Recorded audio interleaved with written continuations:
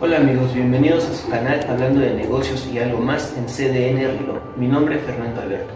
El día de hoy vamos a hablar del sistema acusatorio penal, un tema que considero es de suma importancia para todas las personas. Primero que nada vamos a iniciar con un pequeño artículo que encontré en internet, escrito por Ana Pamela el 13 de junio del 2016. Pues ella nos dice que en junio de 2008,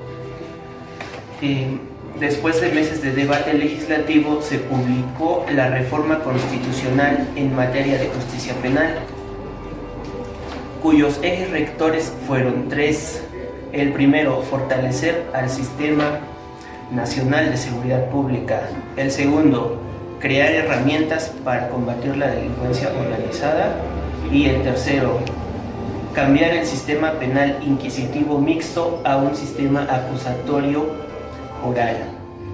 Para despejar todas estas dudas, el día de hoy invité a una persona, gran amiga, Araceli Hernández. Ella es licenciada en Derecho y pues nos va a apoyar un poco para solventar todas las inquietudes que se pudieran generar de este tema. Muchas gracias, Sara, por acompañarme el día de hoy, te agradezco y pues no sé, ¿gustas? Comenzamos. Bueno, gracias Fernando por la invitación. Y sí, como comentas, vamos ahorita a despejar algunas dudas respecto a los cambios que ha sufrido el nuevo sistema de justicia en materia penal, que como sabemos entró en vigor a partir del año 2016 aquí en Hidalgo, y que bueno, pues sí tiene cambios muy importantes. Entre ellos, bueno, el hecho de que este nuevo sistema pondera la reparación del daño como eje fundamental, ¿no? En el viejo sistema, creo que el viejo sistema iba un poco más enfocado al castigo, y este nuevo sistema no es tan duro, ¿no? Este nuevo sistema va más enfocado en que la víctima realmente tenga una reparación del daño. Entonces, en ese sentido, pues una de las figuras que han cambiado bastante ha sido la figura de la prisión preventiva, que como sabemos, ya no se está dando de oficio en todos los delitos. En el viejo sistema tampoco es que fuera así por ley, pero sí la autoridad de alguna forma para todo dictaba prisión preventiva, ¿no? Ya en el ejercicio, ¿no?, de sus funciones. Sin embargo, en el nuevo sistema solamente 19 son los delitos considerados graves, y solamente estos 19 son los que tendrán prisión preventiva oficiosa. Entonces, para el ciudadano pues puede parecer algo muy extraño, a veces hasta injusto, porque vemos que en muchas ocasiones en los delitos pues la persona no es conducida a un cerezo inmediatamente, ¿no?, como estábamos acostumbrados en el viejo sistema. Entonces, de alguna forma creo que el ciudadano entiende al respecto que no se está haciendo justicia, ¿no?, que se está dejando libres a los criminales, etcétera. Sin embargo, ese no es el caso. La situación aquí con la prisión preventiva pues es que, como decíamos ahorita, que ya no va a ser de manera oficiosa en muchos de los delitos, en la gran mayoría de estos, pues eso da al imputado la oportunidad de enfrentar su proceso y hacerlo desde afuera, ¿no?, sin estar privado de su libertad. Obviamente esto pues le da muchos beneficios, como es el seguir trabajando, el conseguir un abogado y estar más pendiente de su proceso, porque como lo mencionábamos al inicio, pues el nuevo sistema va más enfocado en reparar el daño que en castigar. Ajá. Entonces, por esa razón, por ejemplo, algunos de los casos más sonados, tenemos el ejemplo de esta chica que apuñaló a su expareja fuera de un hotel, la chica que no sé si recuerdan, se hizo muy viral, que traía una blusa amarilla. Bueno, en el caso de ella, por ejemplo, la acusaron por lesiones, y podemos ver cómo enfrenta el proceso desde afuera. Y lo que yo te mencionaba, ¿no?, la gente piensa que pues que realmente ya la dejaron libre, que no está pagando. No, creo que esta figura lo único que decíamos ahorita es que enfrenta el proceso. O sea, un proceso sí está enfrentando la justicia, pero lo está haciendo desde afuera. Ajá, entonces, como que en el nuevo sistema no podemos esperar que todas las personas estén encerradas en un cerezo para poder nosotros entender que está habiendo administración de justicia. No va a ser así. pues sí creo que es, pues a lo mejor facilita un poco más las cosas, pienso yo, ¿no? Y sobre todo le da la oportunidad a las personas de que puedan, pues, buscar una buena defensa, si te entendí bien. ¿Sí? Ok. Y por ejemplo, este sistema, ¿cómo lo podemos dividir? Porque tengo entendido que se divide en etapas, pero ¿cómo? Sí, bueno, se divide en 3 etapas. La primera etapa es la etapa de la investigación, que a su vez se subdivide en una investigación inicial y una investigación complementaria que se da a partir de la de la audiencia de imputación, y a partir de ese momento, bueno, ya se empieza a desarrollar una investigación que el juez concederá, en su caso el juez de control, porque ahí tenemos otra de las novedades en el nuevo sistema de justicia, que es la impartición a través de 3 jueces. Es decir, en el viejo sistema la investigación estaba a cargo únicamente del Ministerio Público y de ahí pasaba pues a manos del juez, ¿no? Del juez penal, pero pues ya se desarrollaba todo el proceso solamente en manos de este juez. Ahora tenemos 3 jueces. No los tenemos en forma de jurado como es por ejemplo en Estados Unidos. Aquí no, aquí los jueces están distribuidos a lo largo del procedimiento. Encontramos el primer juez inserto ahora en la investigación. Esto es algo novedoso, ya no el Ministerio Público tiene el monopolio de la investigación, sino que ahora hay un juez que se va a hacer cargo también de la investigación. Entonces tenemos al juez de control en la etapa de investigación, tenemos al juez de juicio oral. El juez de juicio oral, de hecho, se encarga de ambas etapas, de la etapa intermedia y de la etapa de juicio oral, que vendría siendo la tercera. Y tenemos entonces las siguientes 2 etapas. Vamos a retomarlo. La primera etapa fue la etapa de investigación en manos del Ministerio Público y el juez de control. La segunda etapa fue la intermedia, ya en manos del juez del proceso, y en la tercera etapa es la etapa de juicio oral, igualmente en manos de este juez. Y después tenemos finalmente un tercer juez, que es el encargado de el juez de ejecución de sentencias, que es el que va a individualizar la sentencia.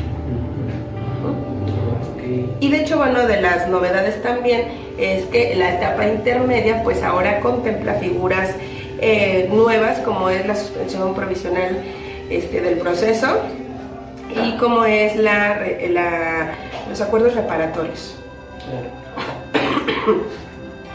Entonces, bueno, estas 2 figuras nuevas vienen nuevamente a tratar de que haya una reparación efectiva del daño. La etapa intermedia lo que va a hacer es poder permitirle al imputado de alguna forma llegar a acuerdos con la víctima a efecto de poder repararle el daño y que ya no se vayan a un juicio oral, sino que podrían llegar a generar ciertas condiciones, ya sea el pago de una cantidad económica como parte de esta reparación del daño, y tomar ciertas medidas, ¿no? Como el no acercarse a la víctima, el no sé, mantenerse alejado de algunas otras personas como podrían ser testigos, familiares de la víctima. Igualmente decíamos que esto puede venir acompañado de la suspensión provisional del proceso, que ahora esta figura lo que hace es detener el proceso, digamos, en palabras un poco más entendibles, ponerlo en pausa, a efecto de que el imputado pueda cumplir con las obligaciones derivadas de estos acuerdos que se generen. Es decir, podría ahora una persona reparar el daño durante un tiempo límite. Es decir, podrían quedar en decir, bueno, la reparación del daño va a ascender a tanto y voy a hacerlo, no tengo a lo mejor ahorita la liquidez para solventar ese gasto en una sola exhibición, pero lo hacemos en pagos diferidos, por ejemplo. Y entonces cada mes se le deposita a la víctima una cantidad y hasta que se termine de cubrir ese monto establecido.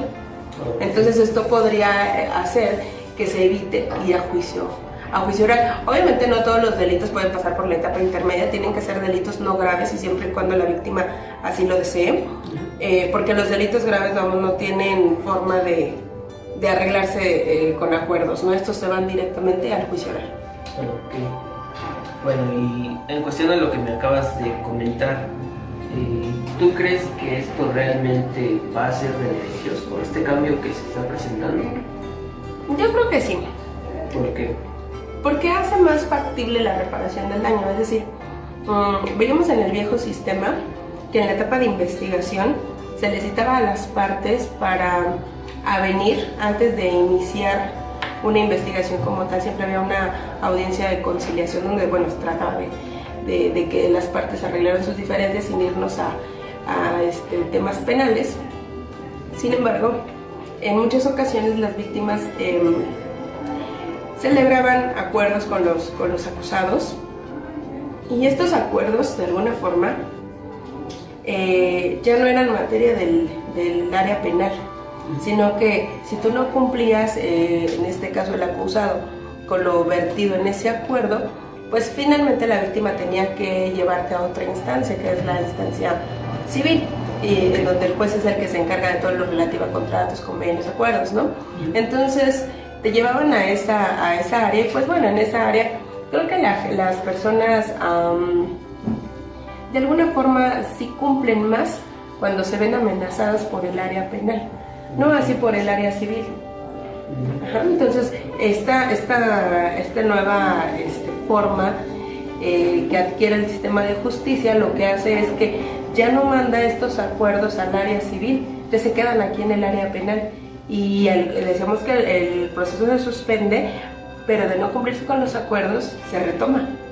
Y entonces sigues dentro del área penal, sigues siempre habiendo esa amenaza, digámoslo así, de salir sentenciado y tal vez hasta estar en prisión, ¿no? Okay. Lo que no había en el viejo sistema. O sea, en el viejo sistema la autoridad prácticamente se deshacía, ¿no?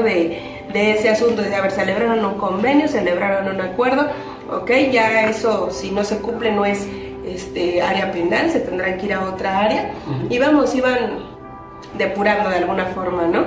Ahora no, ahora los asuntos se siguen quedando en el área penal, y la amenaza en este caso pues sigue siendo la misma, ¿no? No va a cambiar. Entonces, en ese sentido, si no se cumplen con los acuerdos reparatorios, seguimos en un proceso penal. Okay. Muy bien, pues me parece muy interesante lo que nos acabas de comentar. Pues, ¿en qué casos podría aplicar? O no sé, algún ejemplo que nos quieras mencionar, independiente al que ya comentabas de la chica, que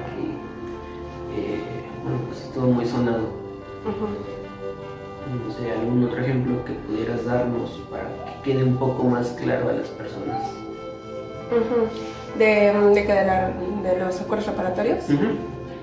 Bueno, aquí por ejemplo, si una persona fuera acusada, no sé, del delito de abuso de confianza, por ejemplo, como no es un delito grave, pues tendría derecho a pasar por la etapa intermedia siempre y cuando así se solicite. Entonces, en la etapa intermedia podrían las partes llegar a un acuerdo por medio del cual se fije una cantidad como reparación del daño, se fijen algunas medidas y se someta al acusado, al imputado a esas medidas a fin de evitar el juicio oral, de tal forma que si la cantidad ascendiera, es un ejemplo algo burdo, no sé, a 50,000 pesos, ejemplo, podría ser que diga el acusado en ese momento: yo no lo tengo ahorita, pero te lo doy en mensualidades. Entonces creamos un acuerdo, lo firmamos, estamos conscientes, y empiezo a darte en pagos. La suspensión provisional del proceso se puede dar hasta por 3 años. Entonces imagínate pero en cuánto tiempo podría estar la persona dando esos pagos diferidos, ¿no? Y ya una vez que termine de dar sus pagos, se llama a una nueva audiencia en la cual les van a hacer saber a las partes que pues se va a firmar un documento, ya una vez que se cumplió con el acuerdo, y pues con eso pondrían fin al procedimiento, de tal forma que ya la víctima pues no puede ir más allá, no se puede ir a juicio oral, no puede continuar ya con el proceso porque ahí termina.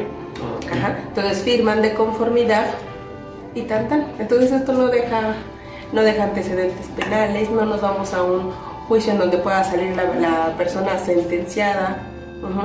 Entonces pues creo que es más benéfico, nos ahorramos el procedimiento, inclusive pues el gasto en abogados, etcétera, ¿no? Claro. Los gastos que esto deriva incluso en pruebas periciales, en pruebas, en llevar testigos, etcétera, ¿no? Entonces nos ahorramos esa parte, lo convenimos, lo arreglamos y termina.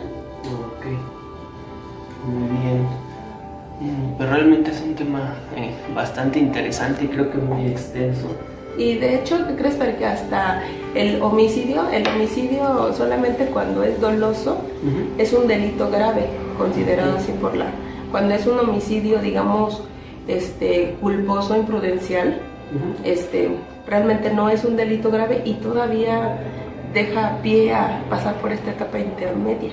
Por eso te decía que a veces las personas lo podrían interpretar como que no está habiendo justicia, pero es parte de lo que ahora marca la legislación, ¿no? Y aún en esos casos de homicidio culposo se podría convenir, que fue también algo, ya ahorita hablando también de ejemplos muy sonados, de lo que pasó también con el caso de la explosión en el Hospital Materno Infantil. No sé si recuerdas que tiempo atrás que hubo esta explosión, se acusaba que fue el operador de la pipa, ¿no? El que había ocasionado la explosión, que él ya después mencionaba que pues no había recibido la capacitación adecuada y por ende no sabía maniobrar la pipa, ¿no? Entonces ahí hubo una cuestión de muertos, de lesionados, y vamos, como no fue algo con dolo, como no fue algo, digámoslo así, en términos extraoficiales, no fue algo propósito, se dio la oportunidad de que pasara por la etapa intermedia. Se realizaron algunas sesiones ahí con las víctimas de lesiones, con los deudos de las personas fallecidas, y se logró llegar a una cantidad por concepto de reparación del daño. Se celebró, como ahorita te lo mencionaba. Bueno, ahí ya no tuvimos injerencia en ese expediente, no podría decirte si fue en una sola exhibición, si fue en pagos diferidos, pero el punto es que no se fue a juicio oral, quedó ahí. Entonces aún en delitos que parecieran ser muy escandalosos, ¿no? Por el ejemplo que te ponía de la chica de la luz amarilla, vamos, se vio escandaloso, o sea, el sujeto ahí bañado en sangre, pensaríamos que iba a estar en prisión, ¿cierto? Pero el nuevo sistema de justicia, pues, no fue así como se llevó, por estas razones que te estoy mencionando, ¿no? Y en el caso de la explosión del hospital, igualmente. Muy bien, pues realmente fue muy interesante lo que nos comentaste. Yo creo que no solo a mí, sino a todas las personas nos es de mucha utilidad. No sé si quieras agregar algo más. No, pues simplemente hacer hincapié en que no nos dejemos llevar por los medios de información que malinforman, ¿no? Hay algunos medios que se encargan de malinformar y que, no teniendo conocimiento de cómo es el nuevo sistema de justicia, pues lo que hacen es alarmar a la población, ¿no? Y decirle a la población que, no sé si recuerdas que cuando se implementó este nuevo sistema muchos decían que iba a haber una liberación masiva de presos, que iba a haber, pues que ya nadie iba a ir a dar a la cárcel, que etcétera, ¿no? Entonces, pues realmente son a veces medios que no entienden cómo es en realidad el proceso y pues alarman. Pero en realidad el nuevo sistema, como decíamos ahorita, va más enfocado en reparar. Y realmente a veces como sociedad, si lo miramos desde afuera, puede ser que no nos encante, pero cuando estamos en una situación de ser acusados, de ser imputados, o sea, hay que plantearnos que en cualquier momento cualquier persona puede terminar en un proceso, ¿no? O sea, ibas conduciendo y sin querer no viste a alguien, estás en un proceso. Claro. En el caso de los operadores de transporte, están manejando su unidad, alguien llega a tener adentro un paro cardíaco, se asustan, ¿no? Y ya estás en una investigación. O sea, aquí cualquier ciudadano en cualquier momento puede pasar por una situación de este tipo, y es ahí cuando quisiéramos que la ley fuera más benévola, ¿cierto? Cierto. Entonces, creo que el nuevo sistema de justicia, pues, nos da la oportunidad de perderle un poquito el miedo, ¿no? Porque creo que el miedo, sobre todo, era a la prisión preventiva, ¿no? Que ahora, como ya no se va a estar dando en todos los casos, pues nos da la oportunidad de ser detenidos pero no precisamente puestos en prisión preventiva, que son dos cosas muy diferentes y que al final del día vas a poder enfrentar un proceso con mayores posibilidades, ¿no? Ok, Ara, pues realmente te agradezco mucho el día de hoy pues hayas estado aquí, me hayas apoyado con esta información que, bueno, pues me parecía interesante, por ello decidí hacerte la propuesta para que grabáramos este video. Realmente creo que las dudas quedaron disipadas, fue muy clara y muy precisa tu explicación, y no sé si pues quieras compartir algo más, una recomendación para las personas, algo, no sé. No, pues de mi parte sería todo, Fer. Sería todo. Sí. Ok, Ara, te agradezco muchísimo. Pues amigos, ahí tenemos un poco de información correspondiente al sistema acusatorio penal. Mi nombre fue Fernando Alberto. Síganse suscribiendo al canal, hablando de negocios y algo más en CDN Reloj. Ella fue Araceli Hernández, nos vino a dar una pequeña explicación y le agradezco muchísimo por el apoyo que el día de hoy nos dio. Gracias. Gracias, Ara.